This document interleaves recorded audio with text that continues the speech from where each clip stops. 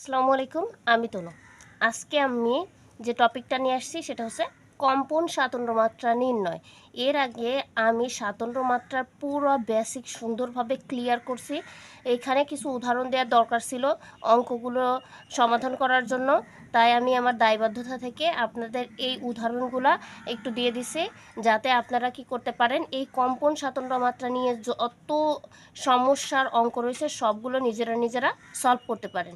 তাহলে এই যে ভিডিওটা এখন পোস্ট করব, এই ভিডিওটা দেখার আগে আপনারা অবশ্যই যে স্বাতন্ত্র্য মাত্রাগুলো ছিল, স্থানান্তরণ স্বাতন্ত্র্য মাত্রা, কম্পন আবর্তন স্বাতন্ত্র্য মাত্রা এবং কম্পন স্বাতন্ত্র্য মাত্রার পুরো বেসিকগুলো দেখে আসবেন। তারপরে এই ভিডিও দেখলে আপনারা একদম এই স্বাতন্ত্র্য মাত্রার যে টপিকটা ছিল পুরাটাই ক্লিয়ার হয়ে যাবে। তাহলে এই ভিডিওগুলোর লিঙ্ক আমার কমেন্ট বক্সে থাকবে, আপনারা দেখে নেবেন যদি না বুঝেন আর কি। তাহলে চলেন আমরা শুরু করি কম্পন স্বাতন্ত্র্য মাত্রা নির্ণয়। প্রথমেই আমরা এই পানির অণুর কম্পন স্বাতন্ত্র্য মাত্রাটা নির্ণয় করব, ঠিক আছে? তাহলে চলেন আমরা কি করব, পানির অণুর কম্পন স্বাতন্ত্র্য মাত্রা নির্ণয় করব, ঠিক আছে? তাহলে আমরা জানি যে কম্পন স্বাতন্ত্র্য মাত্রা বের করতে হলে আমাদের মোট স্বাতন্ত্র্য মাত্রা থাকবে, ওই মোট স্বাতন্ত্র্য মাত্রা থেকে যদি আবর্তন স্বাতন্ত্র্য মাত্রা এবং স্থানান্তরণ স্বাতন্ত্র্য মাত্রা বিয়োগ করে দিই, তাহলে আমাদের কম্পন স্বাতন্ত্র্য মাত্রা বের হয়ে যাবে, ঠিক আছে? তাহলে আমরা কি জানি যে কম্পন স্বাতন্ত্র্য মাত্রা কত হয়? কম্পন স্বাতন্ত্র্য মাত্রা সবসময় 3n। এই n কি? n হচ্ছে পরমাণুর সংখ্যা, ঠিক আছে? n হচ্ছে পরমাণুর সংখ্যা। এখন দেখেন এই যে পানির অণুটা রয়েছে, আমি উদাহরণ সহকারে আপনাদের দেখাই দিই যাতে আপনারা আর কখনো না ভুলে যান। তাহলে এটা যদি পানির অণু হয়, এটা অক্সিজেন, এটা হাইড্রোজেন, এটা হাইড্রোজেন, ঠিক আছে? এর কম্পন স্বাতন্ত্র্য মাত্রা যদি বের করতে যাই, তাহলে আমাদের আগে এই এন এর মানটা লাগবে। তাহলে দেখেন পানিতে কয়টা পরমাণু আছে? একটা, দুইটা, তিনটা। তাহলে এন এর মান কত হচ্ছে? এন এর মান 3 হচ্ছে, হ্যাঁ। আর এখান থেকে আমাদের আবর্তন স্বাতন্ত্র্য মাত্রা এবং স্থানান্তরণ স্বাতন্ত্র্য মাত্রা, আমরা জানি সব সময় সকল পরমাণু বা অণুর ক্ষেত্রে কি হয়? স্থান স্বাতন্ত্র্য মাত্রা 3 হয়, স্থানান্তরণ স্বাতন্ত্র্য মাত্রা। আর আবর্তন স্বাতন্ত্র্য মাত্রাটা নির্ভর করে কি, ওই যে অণুটা বা যৌগটা কিসে সমরৈখিক না অসমরৈখিক তার উপরে। তাহলে সমরৈখিক হলে এদের আবর্তন স্বাতন্ত্র্য মাত্রা 2 হয়, আর অসমরৈখিক যদি হয় সেক্ষেত্রে 3 হয়। তাহলে এখন আমরা দেখি এই যে 3n, তো এইটুকু আপনারা বুঝছেন। এখন আমরা অঙ্কটা সলভ করার চেষ্টা করি। তাহলে মোট স্বাতন্ত্র্য মাত্রা 3 গুণ, এখানে n এর মান কত হলো? 1 2 3, তাহলে 3। এবার দেখেন আবর্তন স্বাতন্ত্র্য মাত্রা, এটা দেখেন খেয়াল করেন, এটা সমরৈখিক না অসমরৈখিক? এটা কি একই সরল রেখায় আছে অণুগুলো, পরমাণুগুলো? নাই কিন্তু। তাহলে এই পানির অণুটা অসমরৈখিক। তাহলে এর আবর্তন স্বাতন্ত্র্য মাত্রা কত হবে? আবর্তন স্বাতন্ত্র্য মাত্রা হবে 3। এবার স্থানান্তরণ স্বাতন্ত্র্য মাত্রা সবসময় জানেন যে 3 হয়। তাহলে কত হচ্ছে দেখেন তো, এখানে হচ্ছে 9 আর বিয়োগ হচ্ছে কত? 6। তাহলে পানির অণুর কম্পন স্বাতন্ত্র্য মাত্রা হচ্ছে 3। আশা করি আপনারা এই পানির অণুর কম্পন স্বাতন্ত্র্য মাত্রা এইভাবেই বের করতে পারবেন। এবার চলেন আমরা মিথেন অণুর কম্পন স্বাতন্ত্র্য মাত্রাটা দেখি।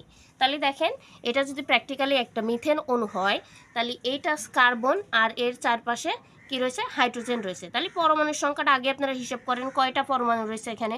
তাহলে 1 2 3 4 5, তাহলে আমাদের এন এর মান 5। তাহলে আমি এখানে যাই, 3 গুণ কত হচ্ছে? 5, ঠিক আছে? 3 গুণ 5 বিয়োগ কত? এই দেখেন এটার যদি আমি আবর্তন স্বাতন্ত্র্য মাত্রায় যাই, দেখেন তো আপনারা দেখলেই বুঝতে পারবেন এটা কি সমরৈখিক না অসমরৈখিক। সমরৈখিক হলে আবর্তন স্বাতন্ত্র্য মাত্রা 2, অসমরৈখিক হলে 3। যেহেতু এটা অসমরৈখিক, তাহলে এর আবর্তন স্বাতন্ত্র্য মাত্রা কত হবে? 3 হবে। যোগ কত হবে? স্থানান্তরণ স্বাতন্ত্র্য মাত্রা। স্থানান্তরণ স্বাতন্ত্র্য মাত্রা কত হয়? 3 হয়, ঠিক আছে? তাহলে আমাদের মোট কম্পন স্বাতন্ত্র্য মাত্রা কত হচ্ছে? 3 5 এই 15, আর এই পাশে কত হচ্ছে? 6।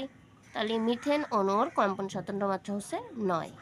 আশা করি এটাও আপনারা প্র্যাকটিক্যালি দেখছেন এবং বুঝছেন। আর এই কম্পন স্বাতন্ত্র্য মাত্রা বের করতে আপনাদের আর কোনো অসুবিধা হওয়ার কথাই নাই। এবার আর একটা লাস্ট আপনাদের দেখাতে চাই, সেটা হচ্ছে এই যে হাইড্রোজেন অণু যেটা রয়েছে, এটার কম্পন স্বাতন্ত্র্য মাত্রাটা আমি একটু দেখাতে চাই। তাহলে এটা যদি হাইড্রোজেন অণু হয়ে থাকে, তাহলে এর কম্পন স্বাতন্ত্র্য মাত্রাটা দেখি। তাহলে আবার সেই মোট স্বাতন্ত্র্য মাত্রা বিয়োগ আবর্তন স্বাতন্ত্র্য মাত্রা যোগ স্থানান্তরণ স্বাতন্ত্র্য মাত্রা। এখানে দেখেন মোট স্বাতন্ত্র্য মাত্রা 3n। তাহলে এখানে দেখেন এন এর মান কি? এন এর মান হচ্ছে পরমাণুর সংখ্যা। এখানে কয়টা পরমাণু আছে? এ একটা হাইড্রোজেন পরমাণু, এ একটা হাইড্রোজেন পরমাণু, তাহলে 2টা হাইড্রোজেন আছে। তাহলে আমাদের এখানে হবে 3 গুণ 2, কারণ n এর মান কত হচ্ছে 2 হচ্ছে। এখন বিয়োগ, এই দেখেন এবার আবর্তন সাধারণ মাত্রার দিকে খেয়াল করেন। আবর্তন সাধারণ মাত্রা সবসময় নির্ভর করে অণুটা বা যৌগটা সমরৈখিক না অসমরৈখিক। দেখেন এটা একই সমতলে রয়ে গেছে, তাহলে এটা হচ্ছে কি সমরৈখিক। আর সমরৈখিক হলে এদের আবর্তন স্বাতন্ত্র্য মাত্রা কত হয় 2 হয়। তাহলে 2 আর আমাদের স্থানান্তরণ স্বাতন্ত্র্য মাত্রা সবসময় হবে 3। ঠিক আছে, তাহলে এখানে হচ্ছে 3 দুকানে কত 6 আর এখানে হচ্ছে 5। তাহলে আমাদের হাইড্রোজেন অণুর যে কম্পন স্বাতন্ত্র্য মাত্রা এটা হচ্ছে 1। আশা করি আপনারা বুঝছেন।